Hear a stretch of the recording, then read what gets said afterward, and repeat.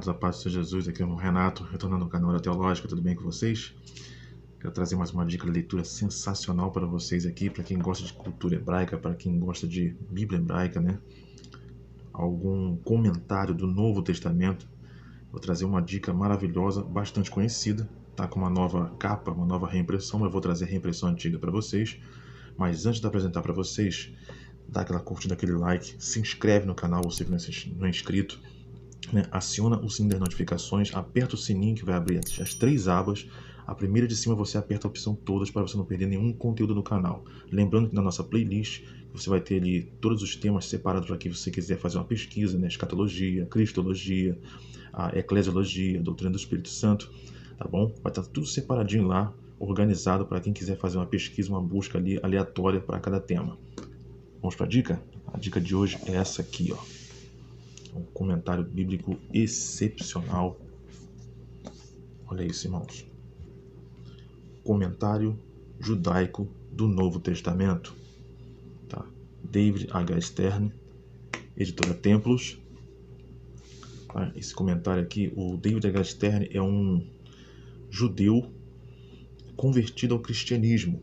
Tá? Ele vai fazer praticamente ali um comentário dentro do Novo Testamento, dentro da cultura, dentro das línguas hebraicas, ao significado da parábola, tudo mais, aquele contexto que às vezes trazendo para o nosso dia a dia fica um tanto difícil e até interpretações errôneas que nós temos. Aqui você vai ver a interpretação da visão do autor, né, do todo o contexto judaico trazendo para o nosso contexto. Vamos começar? Vamos lá, irmãos. Começando aqui a introdução, você tem aqui o sumário. Tá? Sumário. Vamos lá, introdução. As boas novas de Yeshua, o Messias, contadas por Matyahu, né? Mateus, no caso aqui, nome hebraico. Marcos, Lucas e Yohanan, João, que no nome hebraico, né? Vai sempre nessa raiz aqui. Os atos dos emissários de Yeshua, o Messias. As cartas de Shaul, emissário de Yeshua, às comunidades messiânicas. Né? No caso, as cartas de Saul, no caso aqui é Paulo. Romanos, 1 Coríntios, 2 Coríntios, Gálatas, Efésios, Filipenses, Colossenses, 1 e 2 Tessalonicenses. A gente vem aqui, ó, para continuação. Deixa eu levantar um pouquinho a câmera para facilitar aqui a leitura dos irmãos. Acho que ficou melhor, né? As cartas individuais de Shaul, emissário de Yeshua. Paulo, 1 Timóteo, 2 Timóteo, Tito, Filemão. Aquelas cartas pastorais, né? As cartas gerais, judeus messiânicos, hebreus, Yaakov, que é Tiago, 1 e 2 Kefa, que é 1 e 2 Pedro, 1, 2 e 3 Yohanan, que são as epístolas de João, e Judá, que é Judas. E aí você tem a revelação, Apocalipse de Yeshua, o Messias, a Yohanan, né? Apocalipse, a revelação de Jesus, o Messias, o Salvador, a João, apêndice sobre o autor. Você tem aqui 937 páginas. Vamos fazer um comentário aqui breve em algumas páginas.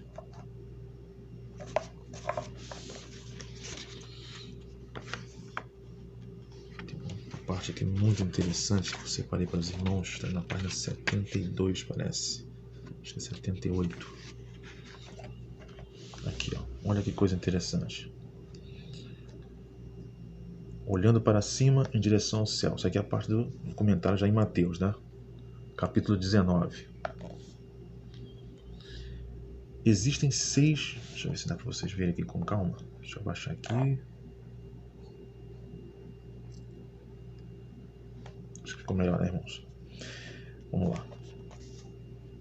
Existem 6 registros de Yeshua, né, de Jesus, tendo orado com seus olhos abertos aqui. Marcos 6,41, 7,34, Lucas 9,16. Tem as referências aqui, ó. Os judeus geralmente fazem isso nos dias de hoje. Os cristãos frequentemente oram com os olhos fechados. Não existe nenhum mandamento sobre o assunto na Bíblia. Numa época em que as pessoas ficam facilmente distraídas, fechar os olhos pode ajudar a se concentrar em Deus. Por outro lado, aqueles que escolhem manter seus olhos abertos têm o Messias, o Salvador, como seu modelo. Olha que coisa linda. A expressão ao céu também pode carregar o significado secundário em direção a Deus. Veja, trouxe né, a referência aqui. O que quer dizer? Não é obrigatório, é um costume nosso, né, orar de olhos fechados, porque se concentra melhor, né, por causa das distrações do dia a dia.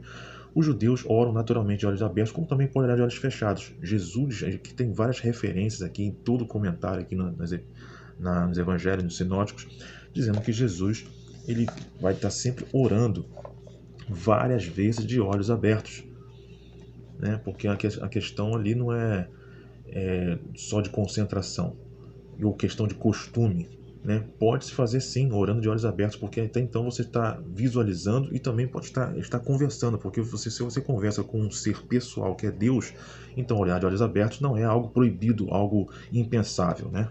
Muito interessante aqui que ele vai colocar pra gente. Tem outro texto aqui também muito bom. Deixa eu ver aqui na página 158. Nossa, esse comentário é riquíssimo. Quem puder ter oportunidade para enriquecer sua biblioteca com esse comentário, para pesquisa, para se aprofundar na cultura. Deixa eu ver aqui, 158.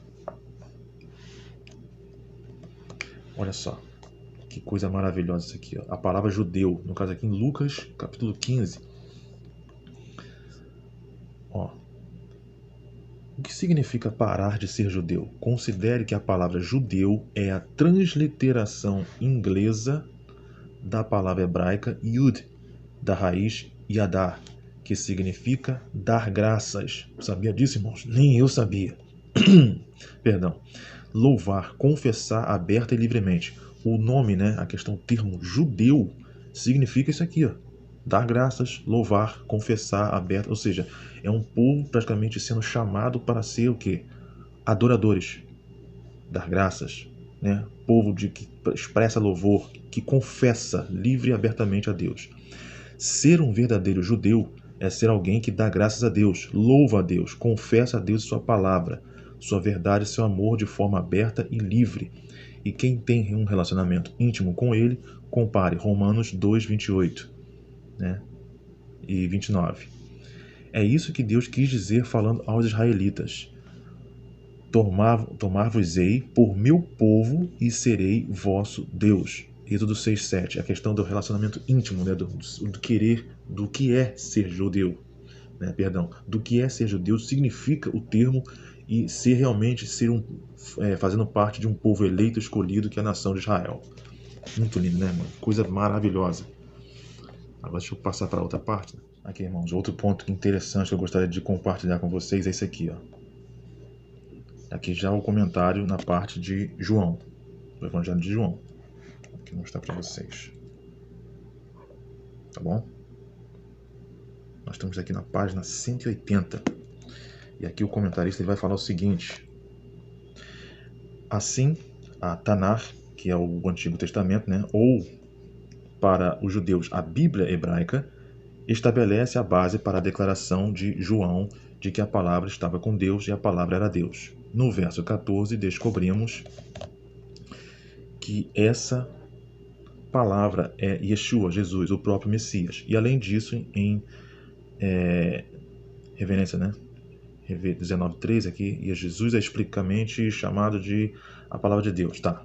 O termo que eu quero apresentar para vocês, que ele vai falar interessante, é aqui, ó. O termo palavra na língua grega é logos.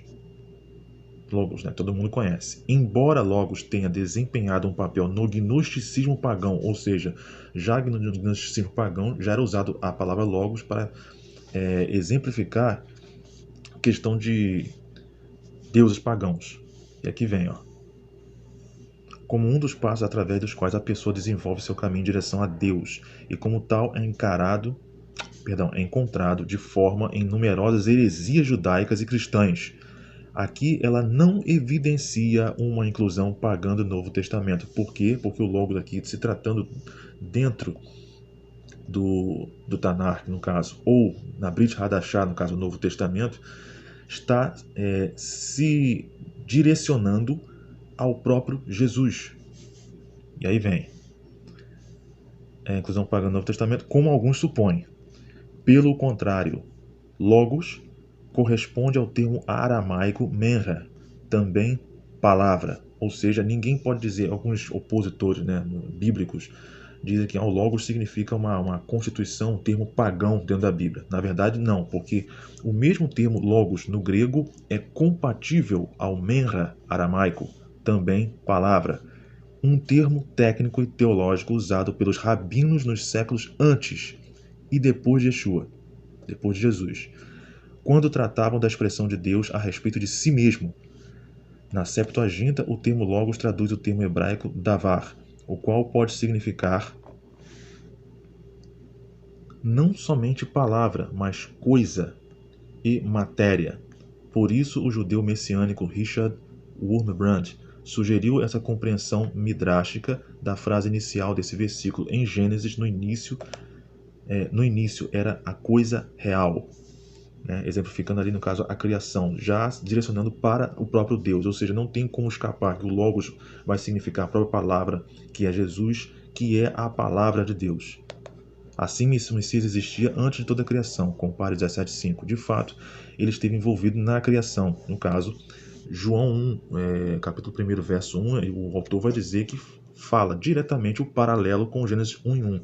Quem vai ler, né, os dois irmãos, Gênesis capítulo 1, logo no início, e João capítulo 1, vai ver que os dois inícios dos livros começam a mesma coisa. Só que no Gênesis as pessoas dizem, não, ali falta a questão do filho, né? Não está diretamente direcionado, visto ali, muito visível no texto. E João completa, porque em Gênesis você tem o Pai e o Espírito Santo mais envolvido, né? E ali em João vai fechar falando que o verbo era Deus, estava com Deus, né? E vai dizer justamente o verbo logos, no caso menra, que era Jesus, junto com o Pai na criação. Então não tem como a oposição pagã dizer que Jesus não estava ali, ou que o logos era uma identificação pagã, né? Muito longe disso. Bom, tem muitas outras passagens aqui que o comentarista vai falar. Ele vai falar, por exemplo, ali da questão da herança genética, como os judeus entendem, né? Por exemplo, ele vai fazer um comentário mais à frente de que se um filho nasce de uma mãe gentia, de um pai judeu, logo, se a mãe é gentia, o filho é considerado gentio. O inverso disso é se o pai for gentio e a mãe judia, né, e o filho nascer da mãe judia, o filho será judeu. Então, a ligação mais profunda é a ligação maternal para a cultura judaica. Muito interessante. Também vai falar sobre Paulo, né, que Paulo nunca recebeu dízimo, ele sempre trabalhou fazendo tendas e tudo mais para o seu próprio ganho, não ser pesado a ninguém. A prova real de que Paulo não era sustentado pelas comunidades, ele se autossustentava. Então, isso é um dos pontos também que o autor vai deixar bem claro aqui no seu comentário. Tá bom, irmãos? Uma obra riquíssima desse autor, mais uma vez, lembrando que ele era judeu, tá? Convertido ao cristianismo, David H. Stern. Fica essa dica aí maravilhosa para vocês aí, ó. Eu vou deixar abaixo do vídeo aqui, do link da descrição, para você adquirir essa obra, que é fácil de encontrar, embora hoje você vai encontrar com uma outra capa, tá bom, irmãos? Olha aí, ó, David H. Stern, Comentário Judaico do Novo Testamento, Editora Templos. Muito obrigado por ter ficado com a gente até agora, Deus abençoe e até o próximo vídeo.